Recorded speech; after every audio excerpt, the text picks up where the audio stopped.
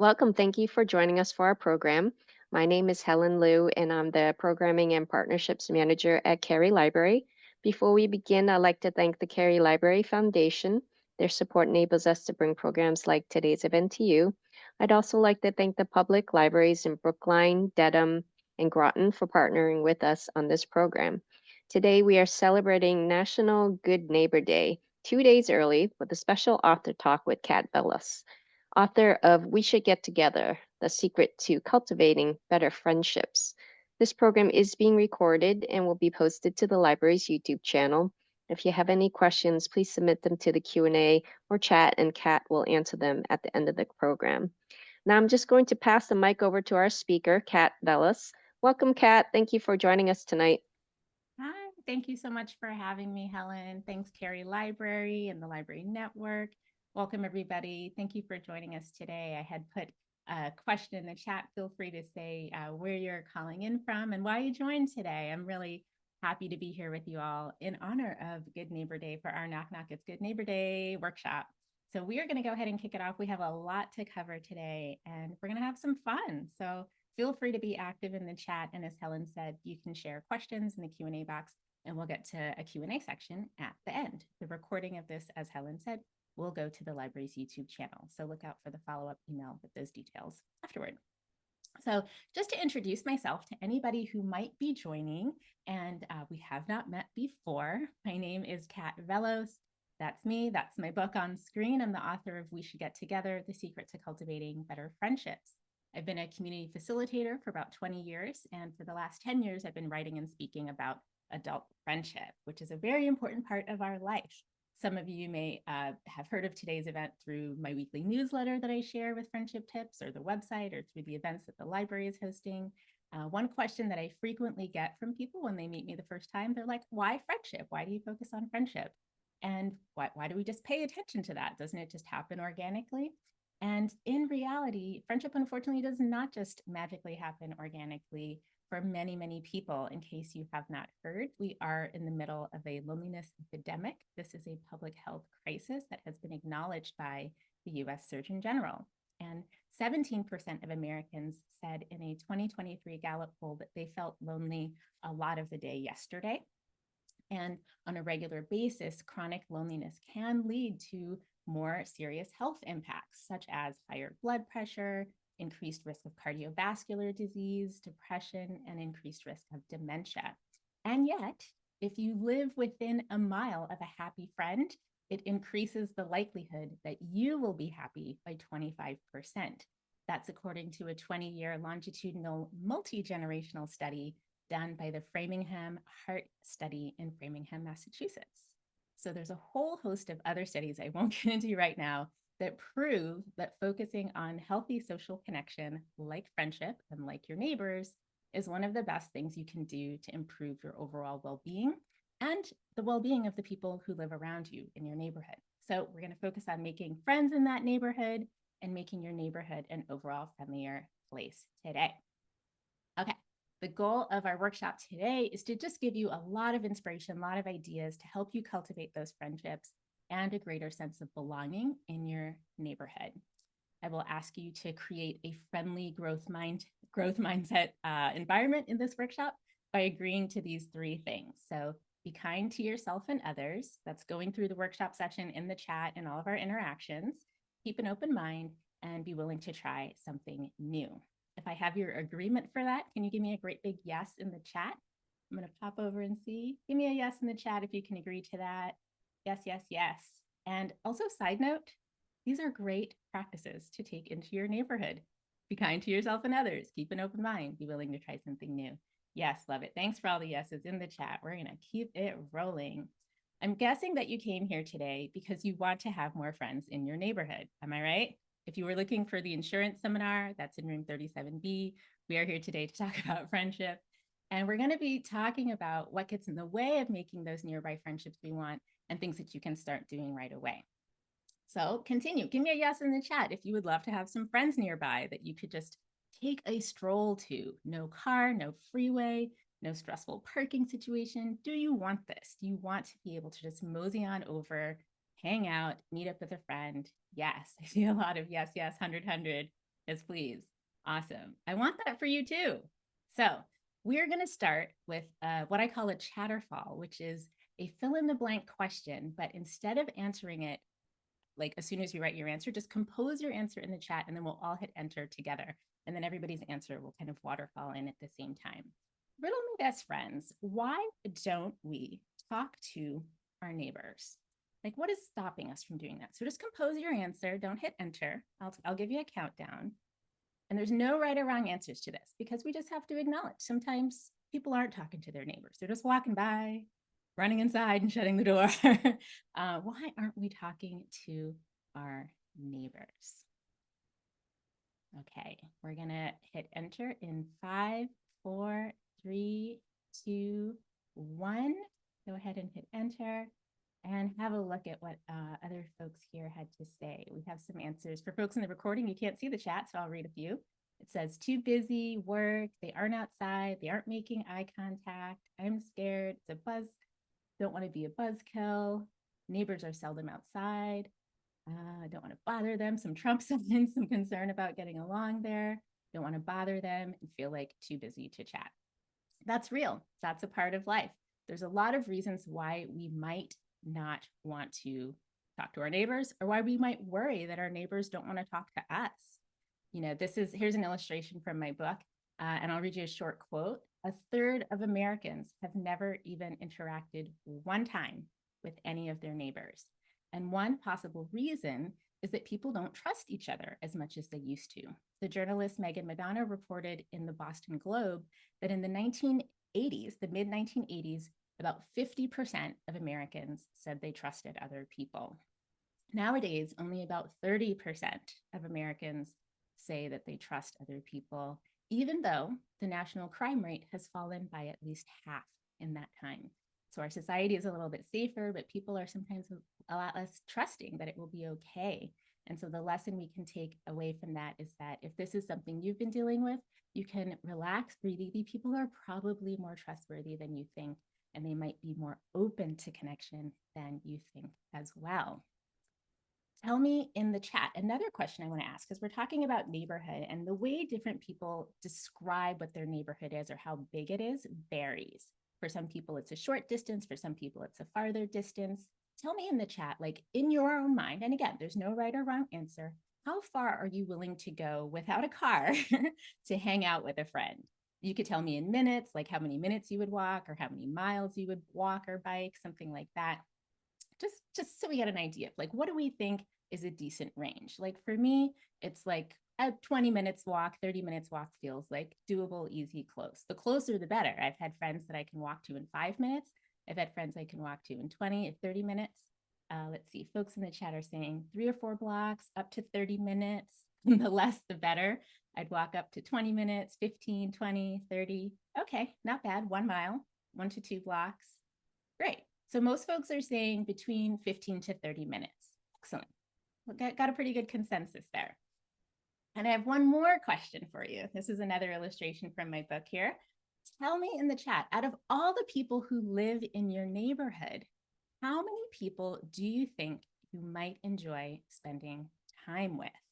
Sometimes people will tell me, kind of similar to the illustration on screen, people will say, oh, there's nobody who really lives near me that I would want to be friends with. You know, there's not that many people. I don't think I'd get along with anyone around here. Let me know. One person says, all of them. I think I could get along with everybody. But I know that we had some hesitation there. Some folks mentioned some reasons why they might not want to talk. Let's see, one person says at least 5 people you think might be pretty cool. And again, there's no right or wrong answers. Feel free to keep those answers coming in. Whenever I hear from folks that they think, there's nobody really around here I think I would get along with, maybe just 1, maybe just 2, I'm like, I get a little curious because I'm like, really? Are we sure about that? Let's take a look. I'm going to show you something pretty that might help you think about that in a new way. So I picked a random place in the United States that I have never lived in. I like to live close to water, so I picked a place that's close to a lake. And I just imagined, like, if I was moving here to start a whole new life, and I was like, what would my life look like? And I looked at a 1 square mile radius. And the picture you see here, that diagonal line, I even kept it only to the right side of that diagonal line. It's approximately a mile from up, down, top. left, right. Okay. And I selected a mile because, like I said earlier, I'm willing to walk about 20 minutes. That feels like the sweet zone for meeting up with a friend. And most people can walk a mile in 20 minutes. And then I pretended again, if I was going to move there, what am I looking for in the neighborhood? I like to get around and support local businesses. I would see, okay, this area has 7 parks, 7 restaurants, 4 coffee shops, and 2 pubs or bars. Not bad. Places I could meet up with a friend. This is really nice. And then, oh, fun fact, I did this exercise with some of the students in my group program. And one guy, he likes to cycle. So for him, his radius was 4 miles. And when he did this exercise to see, like, what are the third spaces, places you can meet up with your neighbors in a 4 mile radius, he found 63 places. So way, way more than we have here. So if you're a cyclist, you might have a much bigger radius for where you would go to meet up with folks. But okay, let's keep going with this example. Tell me in the chat, I'm going to take a guess here. Within that 1 mile radius, how many people do you think live within this 15 to 20 minute walk? How many folks do you think live there? Give me a guess in the chat.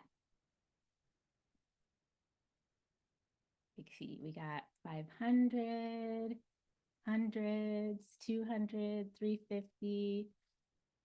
Okay, I decided to double check with the US Census. So I went to the US Census website and I zoned in on this little piece of land here. And what I found out kind of blew my mind. This is a pretty dense area, but as you saw, there were a lot of trees. It looked like a regular neighborhood. It wasn't filled with like 17-story apartment buildings. And what I found out was that in this little tiny piece of land, 1 mile, there were 8,686 people living there, according to the last US Census. I thought that was pretty mind blowing. And then I got kind of curious because the question then becomes like, where do we build our life and what kind of life can we build in 1 mile? In this 20-minute walk, as I showed earlier, there was enough stuff to do. There were places I could go. I could get my coffee. I could walk to a park. I could hang out at the waterfront. There was a Trader Joe's I could get to. This is pretty good. And the lesson here with this 8,686 people is that there are likely more than enough people who live near you that you could enjoy spending time with. Even if this was one of the lower guesses we had in the chat, even if it was 200 or 300 or we had 400 people, even if it was that like low of a number, which is still pretty high, that's probably enough people for you to consider, like, who could you get along with? Who might you might want to get to know there? And this question of what kind of friend community could you build if you focused all of your attention on this very hyper local radius of 1 mile? And the other thing to ask yourself here is, what if the people and the places that surround you were enough so that you could have all the people, all the places, if you just really dug in deep into that 1 mile radius? I wonder what's the maximum potential we can squeeze out of 1 mile. Now, again, if you live in the middle of a cornfield, this might not work for you, right? You are unlikely to be with enough people. But if you live anywhere like a small, mid-sized city, medium suburb, or a big city, there's probably enough people around you if you invest in getting to know the people who are right there. And as we saw earlier in the chat, the people around you might not be exactly like you, but that's not necessarily a bad thing. It can be good to have friends who have different backgrounds, different ages, different types of work, different personalities, all different walks of life, because this gives us a chance to get to know people who aren't just carbon copies of ourselves. And our neighborhoods already come usually with that kind of variety. And one thing I often recommend people do is to take a regular walk or scoot or roll or whatever works for you in your neighborhood in what is your radius, whether it's half a mile or a mile. Do those loops a lot. I started doing this intentionally. And as the months went by, something got very interesting and much better, which is that now almost every time I go for a neighborhood walk, I will see someone that I know, or I will see someone that I recognize, and I can stop and have a friendly chat without planning and texting weeks and weeks in advance. It doesn't happen overnight to create that kind of familiarity, but it does happen if you are regular and if you become a familiar face in your neighborhood. And when you do that, it helps you feel less alone and more connected. You know, at the beginning of the session, I asked you, how many friends would you like to have nearby? If you lived in this example with 8,000 plus people, I think you could definitely find 5 people that you like. It all just comes down to how much searching you're willing to do and how satisfied you're willing to be with what you find. I'm going to show you an example of how this worked out for somebody that I know that I met when I interviewed her for my book. And in the book, we call her Marion. And Marion she's retired, she's hanging out with her husband, and she has all this extra free time. She has some kids and grandkids, but they live in other states, so she doesn't get to see them very often. And Marion found that she had a surplus of like grandma energy to give, like this good, yummy grandma love to give away. And she's like, I don't know any younger women or any women with children. And so she really, really wanted to meet other women, especially women who have kids who maybe don't have a grandma in their life. You know, there's a lot of reasons why somebody might not have their mom or their grandma around. They might not be close. They might live far away. Someone might have passed away. There's a lot of reasons. But she was like, I have all this extra like caring to give, and I don't have anyone to share it with. And she had heard that there was an app you could use to talk to your neighbors. It doesn't always get a great rap. It's next door, but you don't have to use it the way a lot of people do, which is like just to complain or, you know, kind of be snarky about what's happening in the neighborhood. What Marion saw was the opportunity to talk to her neighbors about this thing that was really important to her. And so she did a very unusual thing. She made a post that was basically along the lines of saying, surrogate mom slash grandma here for you. My kids are grown up, they've moved away, but I still have all this love to give. I would love to meet some younger women who are moms and would like to have some more of this in your life. We'll meet up for coffee and see if we click. She got a ton of responses. A lot of people thought this was so sweet and so generous and beautiful. So she met up with a bunch of them, had coffee with the ones that she clicked with.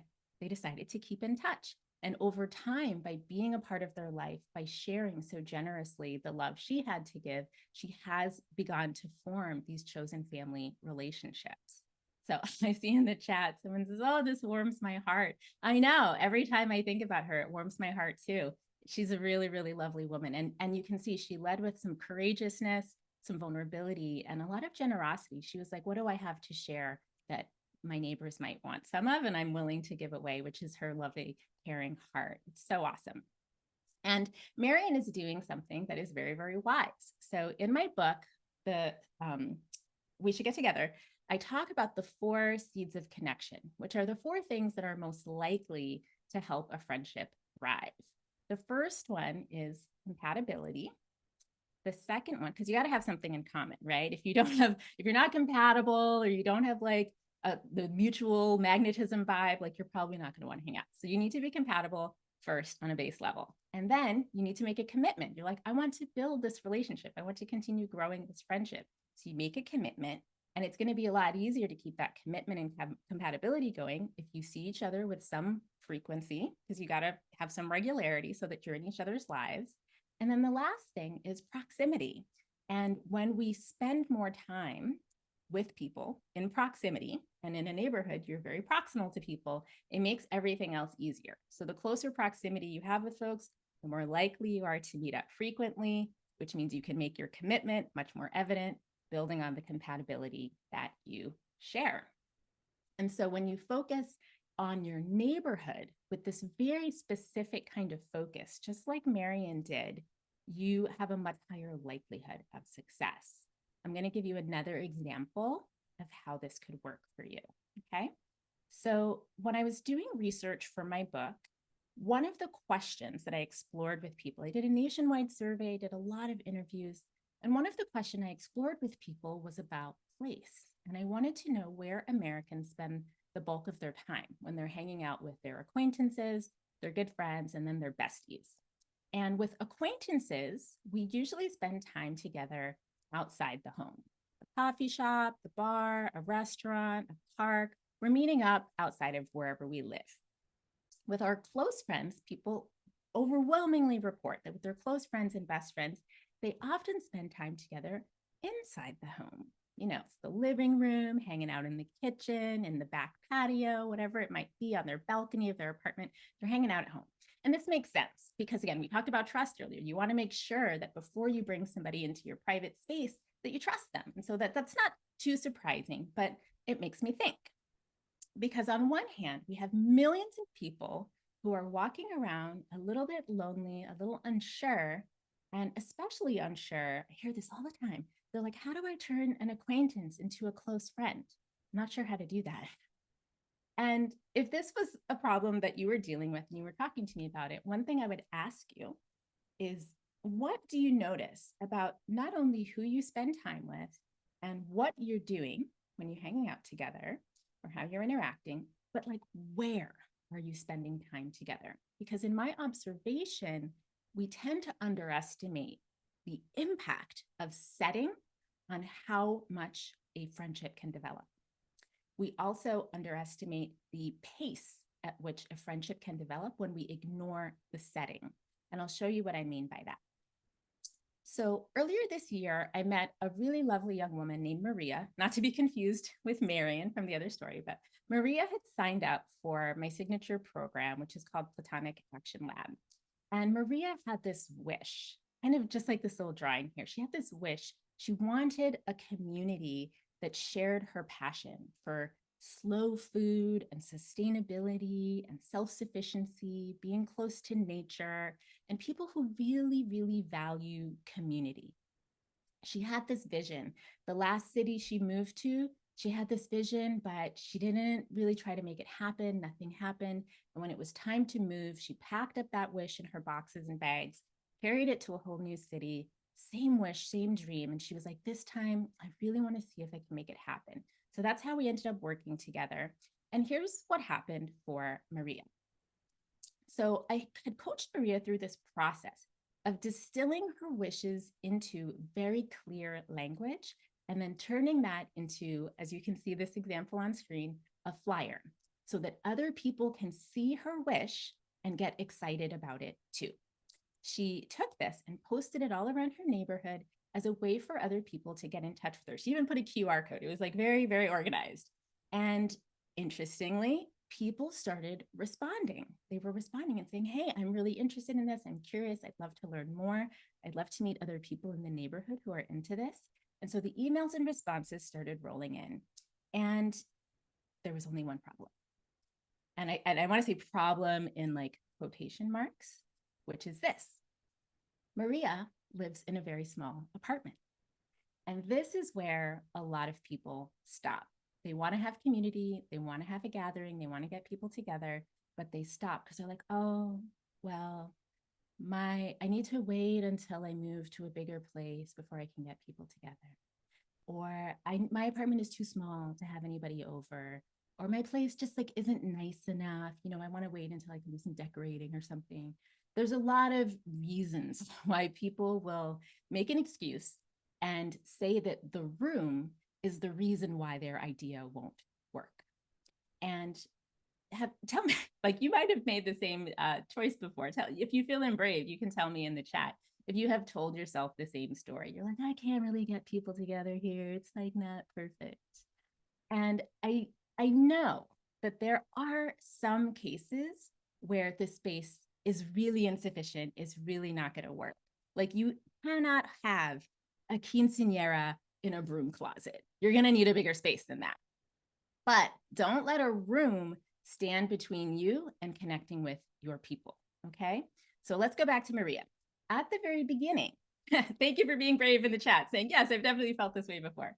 Okay, so let's get back to Maria. So at the beginning, there was this moment of doubt because she lived in a pretty small apartment.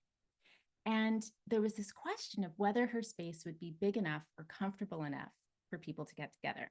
But I love Maria. She kept an open mind, just like our agreements here today. She kept an open mind and she looked for what could be positive about this situation. We had a check-in when she was waiting for all those doodle replies to roll in about the meeting date. And here's what Maria told me. She said, I sent the doodle, I'm waiting. 6 people are due to come.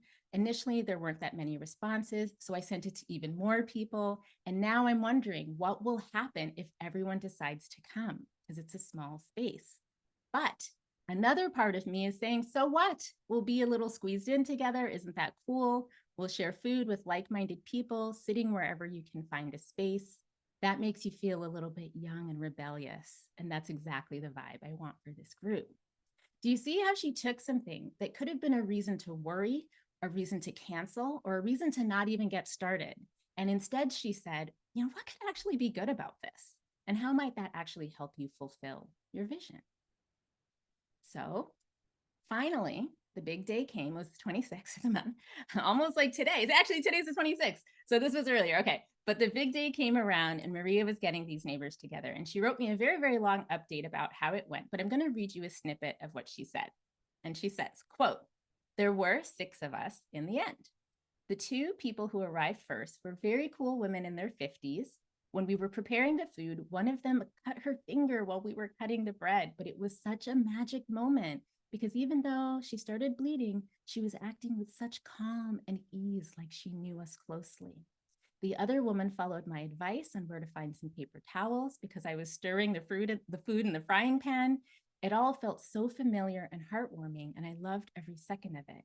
And they're both coming to my birthday party on the 31st. And then the other 3 people arrived afterward. One of them is a soil scientist, and she's offering to lead local foraging walks. All in all, it was a good experience. After the potluck, one of the women and I hosted a study hall at the brewery, and we just couldn't stop chatting instead of working. The bartender kept coming around to collect the glasses, and when I went for a refill, he told me that he was listening to our homesteading conversation, and he was interested because he's taking on beekeeping. And more members of the staff have expressed interest at the cafes where we meet and have our discussions. End quote.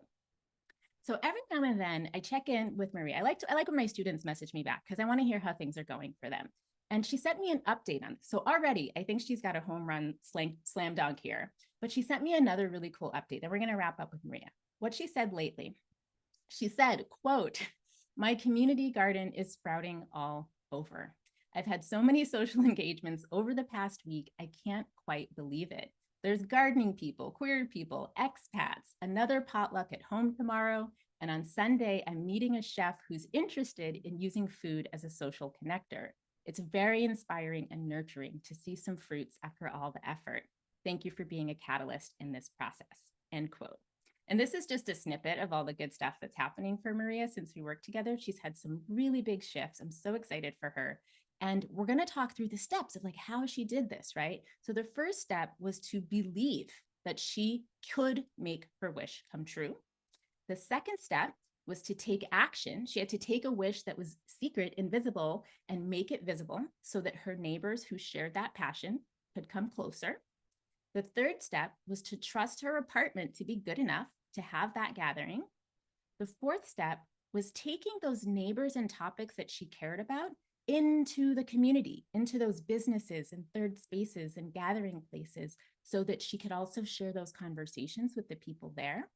And with all of these steps, Maria not only created the community she dreamed of, but she also created a much deeper sense of belonging, a deeper sense of place, and a stronger connection to her community.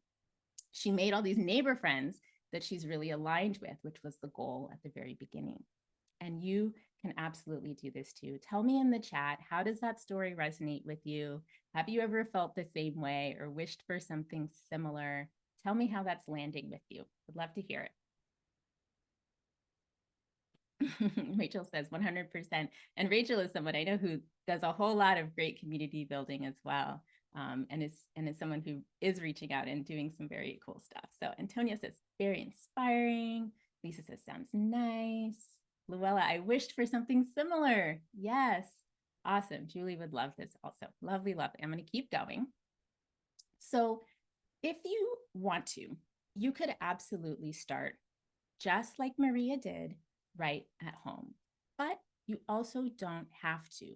You get to choose your own adventure. If you're like, I'm not ready to have people over, I just want to meet outside, you can meet at the park. You can meet in a place that's masks only. You can meet at a coffee shop. You can meet in any of those gathering places that are around you in your community. You can decide, where do you want to spend time with the people that you meet and that you want to get to know better. And you also need to think about who do you want to meet? You get to name that. If there are specific kinds of friends or neighbors that you would love to meet nearby, get clear. Just like we did with Maria, I was like, who are you wishing for? What kinds of things do these people value? What do your future friends care about and want to build that you want to build together? Okay, so answer that question for yourself as you're going. And when you start to think about having that gathering, I want to reaffirm for you that it doesn't have to be fancy. Okay. You don't need to like do a blow up makeover on your living room or your space or anything like that. This drawing on screen here is a representation of one gathering I had with my neighbors, where in 1 hour, only 1 hour, I met over half a dozen of my neighbors. All it took was dropping off some invitations at their doorstep. I made one pitcher of lemonade, one tray of box muffins from a mix. It was very fast and easy. That was it. The external step was very simple. It was like drop off these invitations, make this lemonade, bake these muffins for 20 minutes. Boom, ready. But the internal step is usually the job you got to do first. And that internal step is, do you have the courage to follow through on that idea that you have? And will you trust? Will you trust the world enough that good people are there that you would love to meet and who would be so excited to meet you too? Can you believe that? And are you willing to take a risk to find out if that's true? So you got to get right with yourself inside and then start taking those steps on the outside. Okay. And whether you want to make some new friends or maybe strengthen some existing acquaintanceships or friendships, like it might be that person you've waved to who has the cute dog and you're like, they seem kind of cool. I'm not really sure. You're like, what do I do? This is another big question I get all the time is people will say, well, like I met this person, they seem cool. Or like I met someone at a barbecue or a picnic, I got their number, but I don't know what to do next. How do I turn this acquaintance or stranger into a friend? And we're going to take a look at some of the steps for that. And here we have on screen, I'm not going to read them all, but like reaching out, making sure that you follow up. Are you extending an invite? And when people invite you to stuff, are you accepting, particularly with enthusiasm? People often are so nervous to ask. And if when they ask, you say no, sometimes people will be too shy to ask a second time. So try to say yes as much as you can in those early stages when that relationship is very new. It's really how you build momentum, and when you respond, is it like, yeah, sure, I'll try to swing by? Or is it like, hell yeah, I'm going to be there. Thank you so much for inviting me. I would love to get more invitations like this, right? The enthusiasm that you convey. And when you tell someone, I would love to be invited to stuff, please keep inviting me. That's a really big deal because sometimes even when people are putting on their like big courage pants and they're trying the thing, if they hear no, sometimes they don't want to try again. Okay. You might relate to that if you want to extend an invitation too, and you're like, oh, if they say no, I'll be too shy to ask again. But really try to say yes and try to be courageous and ask again, even if somebody can't make it to that first thing that you are inviting them to. And over time, as those friendships build, you're going to probably share more of these things together. You're going to open up to each other more, and then you'll begin to share more of life, those feelings, the joy, the rituals, grieving, novelty, vulnerability. There's lots of depth and richness that will come out of those relationships and out of the things that you experience together as community members who are participating in your neighborhood and in your city. Okay. Let's see. We're also going to spend some time. Let me see. If folks have questions, make sure you drop those in the Q&A box so that those all get gathered up for the end. So I'm just going to check here. Okay, we'll get to questions at the end. Thanks for, glad to hear these are good tips. Thanks, Rachel. Okay, so now we're going to talk about you because I want you to feel inspired by these stories. I want you to feel a sense of possibility, but this is also about making a plan so that you can take the things we're talking about right now and make them real in your life, in your neighborhood, possibly even as soon as this weekend, because Good Neighbor Day is Saturday. Interesting. Good timing. All right, so we're going to do another chatterfall. So the way this works is I'm going to paste a question in the chat. You're going to compose your answer, but don't hit enter just yet. It's going to be a big brainstorm together. And the question is, what are some ways that you could get to know your neighbors? Like specific actions you can take, things you can do. Okay, I'm going to give you about a minute. I'll play a little music. Let's see, turn that up. So you have some thinking time. Don't hit enter. Just start writing some ideas. What are things you can do to get to know your neighbors?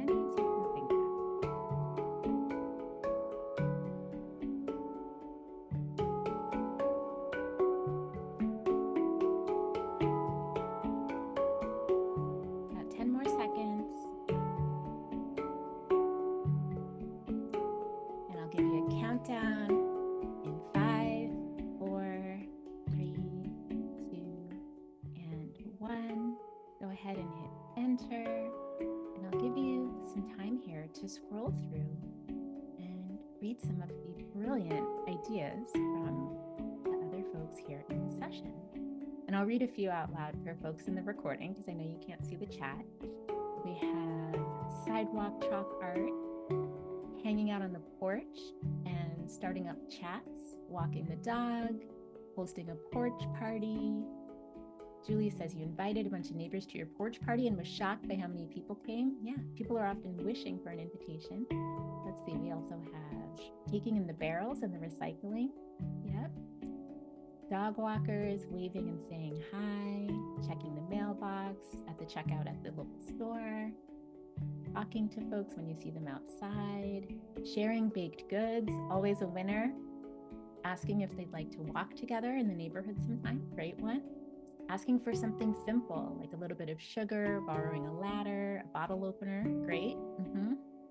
Baking and dropping things off, inviting someone for coffee, board game social, small group, baking party, initiate conversation when you see people in their yards, ask to borrow something. You could post on Nextdoor, you could, sharing flowers from your garden, sharing plants, hosting a block party, saying hi on dog walks, letting people know about nearby events. Yeah, that's really cool. They might not be getting the emails yet.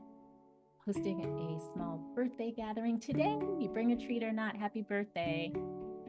And get your kids kickstarting the talk. Yes, kids and pets are often a good one. People say, well, are easy to get a conversation started. Excellent. I'm going to share a few ideas I put together as well. So those are on screen here. Let's see. I have a list. And sometimes when folks are feeling a little bit shy at the beginning, they want to do something, but they're like, oh, can I just start doing something by myself? And yeah, some of the things that you can do on your own are like taking those daily walks, saying hi, giving something away, offering to help, writing a nice note, introducing yourself to neighbors is a winner. It has almost always resulted in a very nice conversation or a new friendship for me. And then there's things you can do with other people. Garage sale is a good one. Stop by and chat. They're guaranteed to be neighbors hanging out outside with their yard sale. Ask them, how long have you lived in the neighborhood? What are some of your favorite things to do around here? Do you have any neighborhood gems that you would recommend? Maybe things you can check out together. Starting and joining a block party committee is really good too. It's usually pretty easy to do that. Sometimes folks want to do it, but it sounds really complicated. For most cities, it's pretty straightforward. You just ask for a permit to shut the street to traffic for a block party. They'll tell you the hours you're allowed to do it. Maybe the permit costs like $20 or something, and they'll give you the barricades. It's very official. You get to put out the barricades and stop the street so you can all play, set up picnic tables in the street, anything like that. We talked about having a little social on your porch, your lawn, your driveway, your stoop.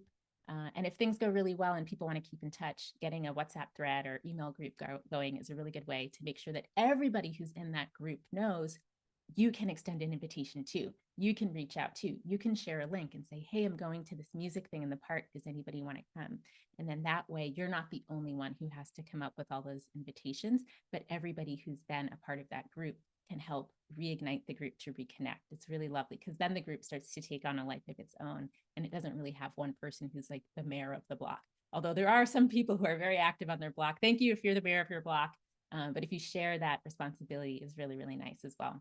Also, Halloween is coming up. So Halloween's a good time if you want to give out candy, be hanging out outside. It's festive, wear a fun costume, all of that is like a really acceptable way. We have this holiday, Halloween, we give away candy, and it's like the time when you're allowed to ring your neighbor's doorbell and talk to them. So think about that.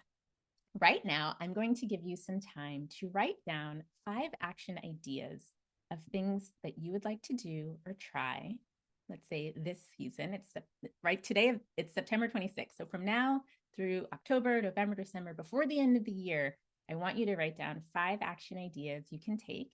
I'm going to give you some time to think about that and to pick things that fit into your life, fit into your schedule, fit into your passion level. It can be something little, or if you have a big, big dream like Maria had, you can start to plan out what are the steps you would take. Give you a minute or two for that. Write out what would your neighborhood connection plan look like.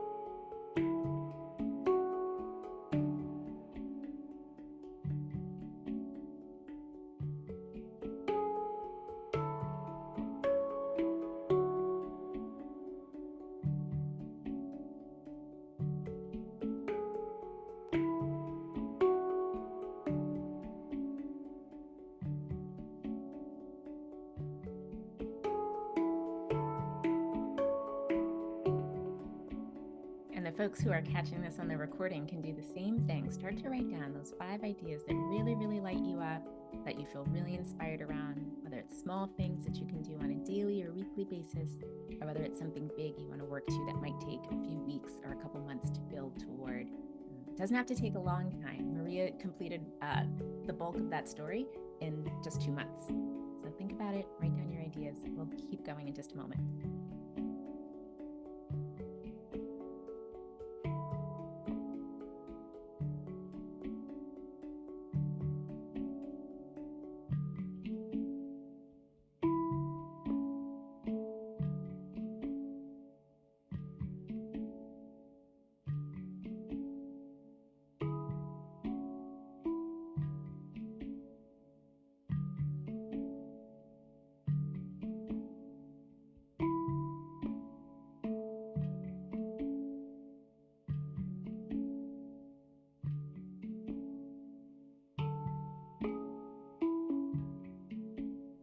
Okay, start to wind it down, wind it down.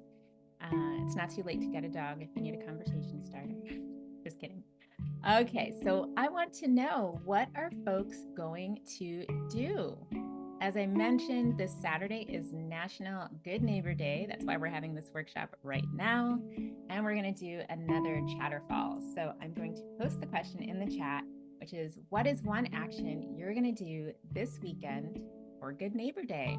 Go ahead and start composing your answer. I'll give you about 10 seconds or so for that. One thing that you can do either Saturday or Sunday. It doesn't have to be Saturday if you're busy all day. One thing you can do this weekend for Good Neighbor Day. And we'll hit enter together on the count of 5, 4, 3, 2, and 1. What do we got? Let's see. We have bake and share with the new neighbors. New neighbors are great to connect with because they usually want to meet new people and feel welcome in their new neighborhood. So great idea there. Let's see, get cleaning out a closet, take it to the community swap shop, take some walks, say hey to people, stop in the neighborhood bookshop and chat with folks there, work in the garden with a neighbor, chat at the grocery store. Next walk with my 2-year-old daughter, I'll try to engage at least one person that says hi to my little girl. Love it. Gonna talk to at least one person that I've not yet met in the neighborhood, text my neighbor for a dog walk. All of these are great ideas. Keep them coming.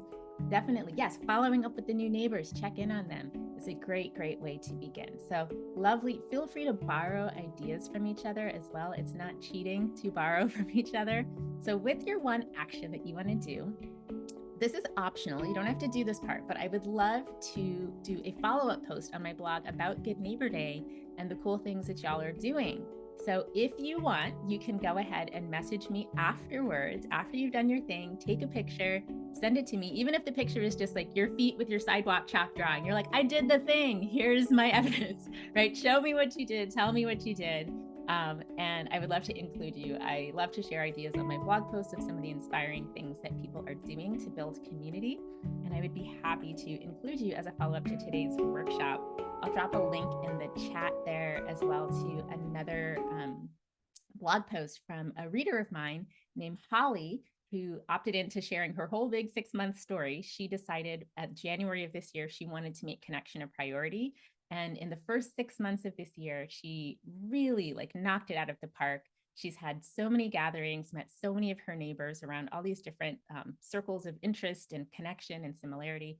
It's a really inspiring story to read. So I dropped a link in the chat. If you're watching this on the recording, just head to my blog and look for the post that says how 6 months of action can make a difference. And you'll see Holly's story there. So it can transform your life in 6 months. And I would love to hear your future stories about that as well. And we're going to go to Q&A in just a moment. In order to make our neighborhoods friendly, I want you to know that it's really not up to any one person. It's up to everyone. Okay. So by being a more friendly neighbor, you are making it easier for other people to be more friendly neighbors as well. We're going to have some time for questions. And yes, question in the chat. We're going to include these links in the recap as well. So if people want the links we've been posting in the chat, you will get those in the follow-up recap. We do have some questions. So if you have a question on anything I shared today or anything this makes you think of, you can ask that. We also, if you want to make a comment or share a personal reflection, that is also totally welcome. Sometimes when people do Q&A, they're like, that wasn't a question. Totally okay if you have a comment you want to share, totally fine. And let's see, I'm going to pop over to the Q&A box. Let's see here, we have a question that says, how does an introvert do this without feeling that fearful?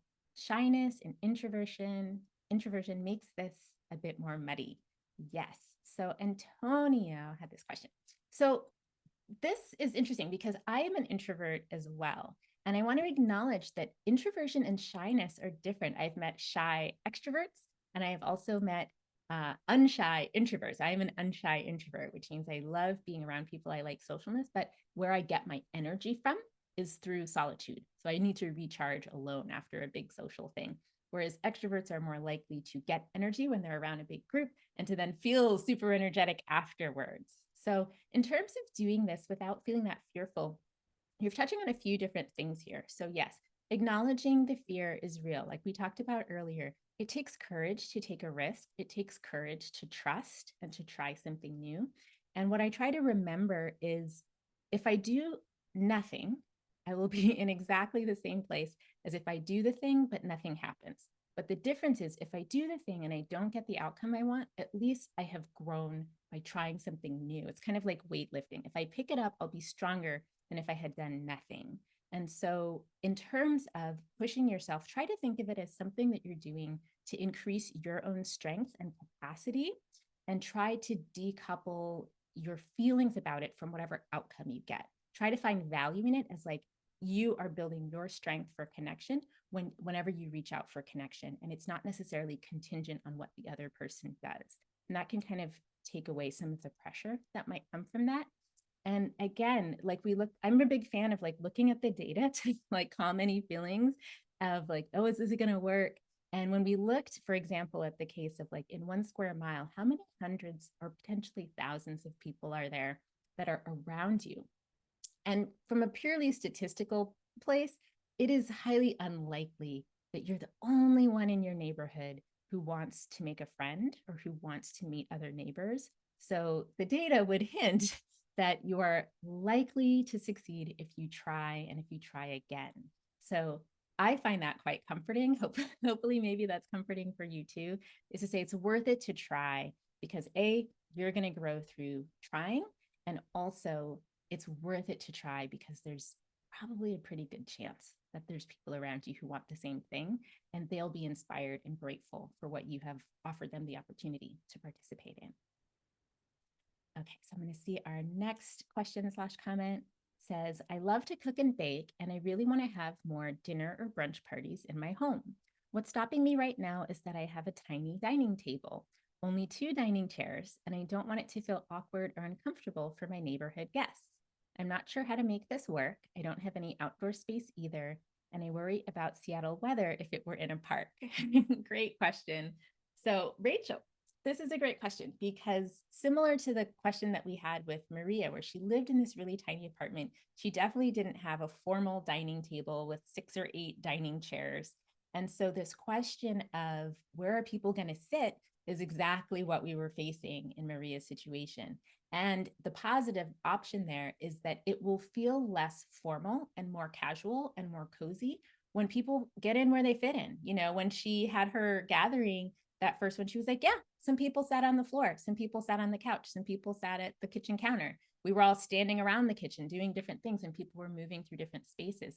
And so what ends up happening instead is that instead of having this like very formal, everybody has a place card, everybody has to sit in their assigned seat, instead it's like hang out as if you were in your own house, right? In your own house. Sometimes I sit on the floor at the coffee table and that's where my cup goes and my plate. And sometimes I'm in the kitchen and I'm standing at the counter. And it's okay for our guests to have that vibe as well, particularly if you prepare them for it. You know, say like mi casa, su casa, like you can get in here and feel as cozy and comfortable as you would be at home. And the way that you model that, not only by through your words, but the way that you show it in the way that you're making use of the space. You know, maybe you have like your slippers on and you sit on the floor part of the time and you let someone else sit on the chair you have. Like it's okay to model that through your actions and also through your words and to prepare people for that in advance. You know, one time when I was getting ready to hang out with a newish friend. Um, she was coming over and I texted her ahead of time because I hadn't had enough time to like get exactly as ready as I wanted. And I texted her and said, "Hey, just want you to know, like, I'm in my sweatpants. Like, it's cool with me if you come totally casual. I'm not making this fancy at all." And she was like, "Oh my gosh, I'm so glad. I'll wear sweatpants too." And when she came over, I had still some dishes in the sink that I had not finished washing. They were cut off to the side. And I said, "Oh, like, please don't judge me for my dishes and thing." And she said, "I feel more at home here because at my house, I have dishes in the sink." So she's like, "It actually makes me feel better that your dishes are here too, you know?" And it wasn't like 19 weeks of dishes, it was like three things, but it helped her feel more at home because it looked a lot like how her kitchen looks. And so sometimes the thing that we think is like the problem, as we showed with Maria's story, there's actually a benefit there. And the benefit is we all feel more at home when it looks a lot like everybody's real house, right? So hopefully that's helpful to you, Rachel. Oh, she said in the chat, great ideas. Thank you for that. We are just about to wrap up. So I'm going to do a quick, some comments in the chat. So one person said you can have a bring your own chair party. There's a neighborhood around here that has a dinner in the street once a month, but it's a bring your own chair dinner. So they have like a long table, but everybody has to bring their own chair. So people like walk down the street with a chair. It's really cute. Totally okay to do that. You can make up your own rules, your own fun games. Priya Parker's book, The Art of Gathering, is a great one to get more inspiration around that kind of thing. Yes. And then Antonia says, "I don't bake or cook, but maybe I can invite people to a board game on the entrance of my apartment." Yep, totally fine. You could host a board game. You can host a listening party with like your favorite playlist. There's lots of different ways you can do things. So I hope this has been helpful for all of you. The one quote I would love to leave you with as you get ready to leave tonight is this one. It's a quote from my book: "Make friends like this is the last place you will ever live. If you're lucky, you'll end up with friends who stick with you no matter where you go." Okay. My name is Kat Vellos. I'm going to drop my links into the chat. So if you want to keep in touch, you know where to find me. I know there's a couple folks here who get my weekly newsletter on Tuesdays. If you want to get like one bodacious DM from me every Tuesday with friendship inspiration, you can subscribe to that at my website, weshouldgettogether.com. And that's also where you can find out about other downloadable tools that I have for building better friendship. My blog is there, other events. You can find out about all the good stuff I have going on to help you build friendships in your neighborhood community. I would love to thank the Cary Library and Helen Louie again for inviting me to share today's workshop with you. This is something that is near and dear to my heart, and I'm super, super happy to get to share this with the library system because I love libraries. Do you love libraries? Tell in the chat. Do we have some love for libraries in the chat? Get my book from the library if you want. If you have the Libby app, I also did the audiobook. Check it out. Visit your library, like support your library. Yes, yes, yes. Lots of love in the chat. And make sure to get out there this weekend. Do those Good Neighbor Day actions and tell me about it afterwards. I'd love to hear about it. All right, I'm going to hand the mic back over to Helen. And thank you all for being here. You're the ones who make the world go round.